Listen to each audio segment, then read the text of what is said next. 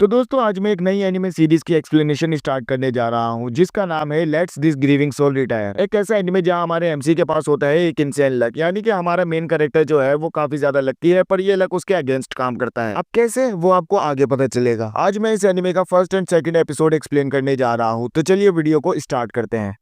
Episode की शुरुआत में हम अपने मेन कैरेक्टर का बचपन देखते हैं जिसका नाम है क्राई आंद्रे। क्राई के 5 दोस्त होते हैं जो कि डिसाइड करते हैं कि हम 6 लोग मिलकर एक पार्टी बनाएंगे और डंजन्स एक्सप्लोर करके मॉन्स्टर को हराकर सबसे ताकतवर पार्टी बनेंगे। अब इस दुनिया के बारे में कुछ बातें जो जानना जरूरी है। ये एक फैंटेसी वर्ल्ड है जहाँ डंजन्स और मैजिक दोनों एग्जिस्ट करते हैं। डंजन्स को यहाँ ट्रेजर वर्ल्ड्स कहा जाता है क्योंकि यहाँ कोई ना कोई कीमती और काम के ट्रेजर मौजूद होते हैं। ये ट्रेजर्स कोई मैजिक स्टोन या फिर कोई मैजिकल आइटम हो सकता है जिसकी मदद से कोई भी कमजोर इंसान जादू का इस्तेमाल कर सकता है। अब इन डंजन्स को सबसे डेयरिंग और ताकतवर लोग ही एक्सप्लोर करते हैं क्योंकि डंजन के अंदर मॉन्स्टर्स भी होते हैं जिन्हें यहाँ फैंटम्स कहा जाता है और इन डंजन्स को एक्सप्लोर करने वाले लोगों को ट्रेजर हंटर्स कहा जाता है। उम्मीद है आपको थोड़ा बहुत आइडिया हो गया होगा। फिर सीन वापस प्रेजेंट टाइम में आता है जहाँ हम किराए को देखते हैं जो कि अब बड़ा हो चुका है। आज एक पार्टी जिसे इस एनिमे में क्लैन कहा जाता है कुछ मेंबर्स को अपनी पार्टी में शामिल करने वाली है। ये 2 पार्टीज इस शहर की सबसे ताकतवर पार्टी है जिनमें से एक का नाम है आर्क ब्रेव और दूसरे का नाम है ग्रीविंग सोल्स, और इसी वजह से सब लोग इनकी पार्टी ज्वाइन करना चाहते हैं, जिस वजह से यहाँ बहुत लंबी लाइन लगी होती है। क्राई भी इसी लाइन में लगा होता है जहां वो रूडा नाम की एक लड़की से मिलता है जो कि सोलो हंटर है। सोलो हंटर्स वो लोग होते हैं जो डंजन्स को अकेले एक्सप्लोर करते हैं, लेकिन ज्यादा खतरनाक डंजन्स में कोई भी बिना पार्टी के अंदर नहीं जा सकता क्योंकि वहां उनकी जान भी जा सकती है। इसलिए एक पार्टी ज्वाइन करने से उनका काफी ज्यादा फायदा होता है। क्राई और रूडा अंदर पहुंच जाते हैं जहाँ वो दोनों एक लड़की और एक लड़के को फाइट के लिए रेडी होते हुए देखते हैं। यहाँ लड़के का नाम गिलबर्ट और लड़की का नाम टीनो होता है। असल में टीनो ग्रीविंग सोल के पार्टी के लीडर की काफी ज्यादा इज्जत करती है और जब ये लड़का अपने आप को उससे ज्यादा ताकतवर बताता है तो टीनो को गुस्सा आ जाता है। इन दोनों को फाइट के लिए रेडी होता देख क्राई यहाँ से चुपचाप निकलने की कोशिश करता है, लेकिन तभी टीनो उसे रोक लेती है और उसे मास्टर कहकर बुलाती है। यहाँ क्राई का सीक्रेट रिवील होता है कि असल में वही ग्रीविंग सोल नाम की पार्टी का लीडर है, जिसे देख सब लोग शॉक हो जाते हैं। तो चलिए क्राई की स्टोरी के बारे में थोड़ी बातें कर लेते हैं। इस दुनिया में सब लोग किसी न किसी स्किल या मैजिक पावर के साथ पैदा होते हैं, लेकिन क्राई के पास कोई भी ताकतवर स्किल नहीं है। लेकिन एज एन ऑडियंस हमें पता चलता है कि क्राई के पास कोई ऐसा स्किल है जिससे उसका लक काफी ज्यादा बढ़ जाता है, लेकिन ये बात हमें ऑफिशियली इस एनिमे में अभी तक पता नहीं चली है। क्राई और उसके 5 दोस्त मिलकर शहर आते हैं, डंजन एक्सप्लोर करते हैं और काफी जल्दी मशहूर और ताकतवर बन जाते हैं, जिसमें क्राई के लक का काफी बड़ा हाथ होता है। यहाँ हम क्राई के लक को टेस्ट करने के लिए एक सीन देखते हैं कि जब क्राई अपने दोस्तों के साथ एक डंजन में था तो एक मॉन्स्टर उस पर पीछे से आकर हमला करता है, लेकिन उसके दोस्त उसे बचा लेते हैं और उस मॉन्स्टर को मार देते हैं। सबको लगता है कि क्राई अपने आप को उस मॉन्स्टर को ढूंढने के लिए चारे की तरह इस्तेमाल कर रहा था, क्योंकि उसके चेहरे पर बिल्कुल भी डर नहीं था और वो ऐसा कर रहा था जैसे वो जानता था कि उसके दोस्त इस मॉन्स्टर को हैंडल कर लेंगे। लेकिन असलियत में क्राई इतना ज्यादा डर गया था कि वो हिल भी नहीं पा रहा था, लेकिन वो ऐसी कोई भी फीलिंग अपने चेहरे पर शो नहीं कर पाता, जिसके चलते क्राई को 1000 ट्रिक्स के नाम से बुलाया जाता है कि एक ऐसा बंदा है जिसे मुसीबत हल करने के हजारों तरीके मालूम है और वो फ्यूचर देख सकता है, लेकिन असलियत में क्राई के पास ऐसी कोई पावर नहीं है। फिर एक दिन जब क्राई पार्टी छोड़ने का डिसाइड करता है तो कोई भी उसकी इस बात को सीरियसली नहीं लेता, क्योंकि सबको लगता है कि क्राई के ये कहने के पीछे कोई ना कोई वजह जरूर होगी, और ऐसे ही वो एक दिन अपने लक की वजह से इस पार्टी का लीडर बन जाता है। सीन फिर वापस प्रेजेंट टाइम में आता है जहाँ हम क्राई को आर्क ब्रीफ के पार्टी के लीडर आर्क से बात करते हुए देखते हैं। आर्क को लगता है कि क्राई छुपकर एक बेस्ट कैंडिडेट को ढूंढना चाहता था जिसे वो अपनी पार्टी में शामिल कर सके, लेकिन असलियत में वो बस बिना किसी का इंटरव्यू लिए यहाँ से घर जाना चाहता था। अब क्राई को यहाँ मौजूद सब लोगों में से किसी एक को सिलेक्ट करना होता है और वो इस डिसीजन को लक पर छोड़ देता है। वो अपने हाथ से एक मैजिक रिंग निकालता है और उसे उछालकर सब लोगों के बीच में फेंक देता है और कहता है कि जो भी इस रिंग को हासिल करेगा मैं उसे अपनी और आर्क ब्रेव की पार्टी का मेंबर बना लूंगा। ये करते ही पूरी बिल्डिंग में अफरा तफरी मच जाती है और क्राई इन सबके बीच चुपके से अपने घर निकल जाता है। अगले दिन हम क्राई को उसके ऑफिस में देखते हैं जो कि फर्स्ट स्टेप्स नाम का क्लैन है जिसका लीडर क्राई है। उसके दोस्तों ने मिलकर इस क्लैन को सबसे ताकतवर पार्टीज के लिए बनाया था, लेकिन क्राई के लक की वजह से इन सब का सारा क्रेडिट उसे मिल जाता है और वो इस क्लैन का फाउंडर यानी कि मेन बॉस बन जाता है। क्राई की सेक्रेटरी जिसका नाम ईवा है क्राई को बहुत डांटती है क्योंकि कल हुए इंटरव्यू में उसके एक डिसीजन की वजह से पूरी बिल्डिंग में बहुत नुकसान हुआ था, जिसे सुन क्राई कहता है कि आर्क ब्रेव का लीडर आर्क इन सब की भरपाई कर देगा। क्राई जब भी किसी मुसीबत में होता है तो आर्क के जरिए अपनी सारी मुसीबतें और काम उस पर छोड़ देता है और आर्क को इन सबसे कोई भी प्रॉब्लम नहीं होती, बल्कि वो और भी खुश हो जाता है। आर्क को ये भी लगता है कि क्राई उससे काफी ज्यादा ताकतवर है, लेकिन उसे शो ऑफ करना पसंद नहीं है, इसलिए वो अपनी ताकत किसी को भी नहीं दिखाता और इसी पर्सनैलिटी के चलते चलते वो उसे पसंद करने लगता है। सीन कट होता है और हम क्राई को एक्सप्लोरर्स गिल्ड में देखते हैं जो कि इस गिल्ड के मास्टर से कल हुए सीन को लेकर माफी मांगता है। गिल्ड के मास्टर का नाम गार्ड है जो कि क्राई को माफ तो कर देता है, लेकिन बदले में उसे गार्ड के दिए गए मिशन में से कोई एक मिशन करना होगा। क्राई इन सब में से सबसे आसान वाला मिशन चूज करता है और अपने ऑफिस चला जाता है, लेकिन ये गार्ड की एक चाल होती है क्योंकि असलियत में सारे मिशन में से यही यही मिशन सबसे ज्यादा मुश्किल है जिसे किराए को पूरा करना है। किराए जब अपने ऑफिस वापस आता है तो टीनो से मिलता है। तीनों किराए के ऑफिस में एज एन अप्रेंटिस काम करती है, यानी वो यहाँ अभी ट्रेनिंग कर रही है और किराए के ऊपर नजर रखती है और उसे प्रोटेक्ट करती है। तीनों किराए को काफी ज्यादा पसंद करती है और आज उसके साथ बाहर डेट पर जाने की बात करती है, लेकिन किराए उसे एक मिशन देता है जो कि उसे गार्ड की तरफ से मिला था। तीनों इस मिशन को नहीं करना चाहती थी और वहां से भागने की कोशिश करती है, लेकिन किराए उसे अपनी एक चेन वाले आर्टिफैक्ट से पकड़ लेता है और अब तीनों के पास कोई और ऑप्शन नहीं होता तो वो ये मिशन करने के लिए मान जाती है। तीनों की मदद करने के लिए किराए कुछ और हंटर्स को भी यहाँ बुलाता है, जिन्हें देख तीनों काफी ज्यादा गुस्सा हो जाती है क्योंकि वो सिर्फ किराए के साथ ही इस मिशन पर जाना चाहती थी और किराए किसी तरह बिना अपनी जान को दांव पर लगाए इस मिशन को पूरा करना चाहता था। फिर तभी हमें एक फ्लैशबैक दिखाया जाता है जहाँ किराए अपने दोस्तों के साथ पहली मर्तबा इस गिल्ड में आता है। किराए के 5 दोस्तों में से 2 के हमें यहाँ नाम पता चलते हैं, जिनमें से एक का नाम है ल्यूक, जो कि एक काफी ताकतवर स्वॉर्ड्समैन होता है और वो अपने पहले दिन ही सबसे ताकतवर स्वॉर्ड्समैन को फाइट के लिए चैलेंज करता है और जीत जाता है, जिससे पता चलता है कि वो काफी ज्यादा ताकतवर है। और दूसरी का नाम होता है लिज, जिसके पास थीफ के स्किल्स है, यानी वो काफी फास्ट मूवमेंट कर सकती है और ट्रैप्स ढूंढने में काफी ज्यादा माहिर है। यहाँ ये लोग अपनी पार्टी को रजिस्टर करते हैं, जहाँ किराए किसी भी तरह इस पार्टी से निकलना चाहता था, इसलिए वो इस पार्टी का नाम ग्रीविंग सोल्स रखता है और एक स्कल को अपनी पार्टी का सिंबल बनाता है। किराए को लग रहा था कि सब लोग अब उससे नफरत करने लगेंगे और पार्टी से निकाल देंगे, लेकिन सबको उसका ये नाम काफी ज्यादा पसंद आता है और वो उसकी काफी तारीफ करते हैं, जिससे किराए का मूड और भी खराब हो जाता है और इस तरह ग्रीविंग सोल नाम की पार्टी की एंट्री होती है। सीन फिर वापस प्रेजेंट टाइम में आता है, जहाँ हम गिलबर्ट, रूडा और ग्रेग को देखते हैं, जिन्हें किराए ने तीनों के साथ इस मिशन को पूरा करने के लिए मदद करने के लिए बुलाया था। गिलबर्ट इस मिशन को करने से मना कर देता है क्योंकि वो किराए को काफी ज्यादा कमजोर समझता है और वो उसका ऑर्डर नहीं मानना चाहता। साथ ही साथ वो किराए को फाइट के लिए चैलेंज कर देता है। तीनों ये देख कहती है कि अगर वो मास्टर किराए से फाइट करना चाहता है तो उसे पहले मुझे हराना होगा। तीनों और गिलबर्ट की फिर फाइट होती है, जिसे तीनों जीत जाती है। गिलबर्ट इस बात को एक्सेप्ट नहीं कर पाता, जिस पर किराया उसकी मैजिक सोर्ड को टच करके उसकी तलवार की फुल पावर का इस्तेमाल करता है, जिसे देख गिलबर्ट शॉक हो जाता है क्योंकि वो उस मैजिक सोर्ड को कभी भी इतनी आसानी से इस्तेमाल नहीं कर पाया है और ये देख वो तीनों के साथ मिशन पर जाने के लिए मान जाता है। सीन कट होता है और हमें यहाँ की डंजन्स के बारे में कुछ बातें बताई जाती हैं। इस दुनिया में हर जगह माना यानी मैजिक पावर होती है, जिसे नॉर्मल आंखों से नहीं देखा जा सकता और जहाँ भी ये सबसे ज्यादा जमा होती है वहाँ मौजूद लोगों की यादों से एक ट्रेजर वॉल्ट बनता है, यानी कि एक नई डंजन तैयार हो जाती है। अब इसके पीछे का राज क्या है ये कोई नहीं जानता। सीन कट होता है और हम फिर किराए को देखते हैं, जो कि अपने रेलिक्स को साफ कर रहा होता है। रेलिक्स इंसानों के बने मैजिकल आइटम्स होते हैं, जिनसे कोई आम आदमी भी आसानी से जादू का इस्तेमाल कर सकता है। किराया अपने साथ ऐसे बहुत सारे रेलिक्स रखता है ताकि जब भी वो किसी बुरी सिचुएशन में फंस जाए तो ये उसके काम आए और अब ये रेलिक्स कलेक्ट करना उसकी एक हॉबी बन चुकी है, जिसमें उसे काफी ज्यादा मजा आता है। लेकिन इन्हें इस्तेमाल करने के लिए इन्हें चार्ज करना पड़ता है, जो कि वही कर सकता है जिसके पास मैजिकल पावर्स हो। किराया अपने ऑफिस में मौजूद 2 मैजिक यूजर से अपने रेलिक्स रिचार्ज करवाता है, जहाँ उसे पता चलता है कि जिस डंजन में टीनो और बाकी सब गए हैं वहाँ कोई ताकतवर मॉन्स्टर आ गया है, जिससे उस जगह का लेवल बढ़ गया है क्योंकि वहाँ पर रहने वाले मॉन्स्टर इवॉल्व हो गए हैं। तीनों का मिशन ये था कि वहाँ गुम हुए हंटर्स को ढूंढकर वापस सही सलामत लेकर आना है, लेकिन चांसेस है कि अब उनमें से कोई भी जिंदा नहीं बचा होगा। अब किराए को उन चारों की टेंशन होने लगती है, जिस वजह से वो उस डंजन में खुद जाने का डिसाइड करता है। सीन कट होता है और हम तीनों और बाकी सबको देखते हैं जो कि डंजन की तरफ जा रहे होते हैं। तीनों ने यहाँ आने से पहले सबसे एक विल लिखवाई थी क्योंकि किराए जिसको 1000 ट्रिक्स के नाम से जाना जाता है ने ये मिशन हमें ये जानते हुए दिया है कि ये काफी ज्यादा मुश्किल होने वाला है, जिसमें हमारी जान भी जा सकती है। लेकिन मुझे अपने मास्टर किराए पर पूरा भरोसा है कि उन्होंने जरूर कुछ ना कुछ सोच कर ही हमें यहाँ भेजा होगा। लेकिन असलियत में किराया बस उस काम को जल्द से जल्द कुछ भी करके पूरा करना चाहता था और फिर तभी एक फैंटम यानी कि एक मॉन्स्टर इनके सामने आ जाता है, जो कि काफी ज्यादा ताकतवर होता है और उसी के साथ ये एपिसोड यही खत्म हो जाता है। अभी इस एनीमे में आगे क्या होने वाला है वो आपको अगली वीडियो में पता चलेगा। वीडियो अच्छी लगी हो तो लाइक जरूर कीजिएगा।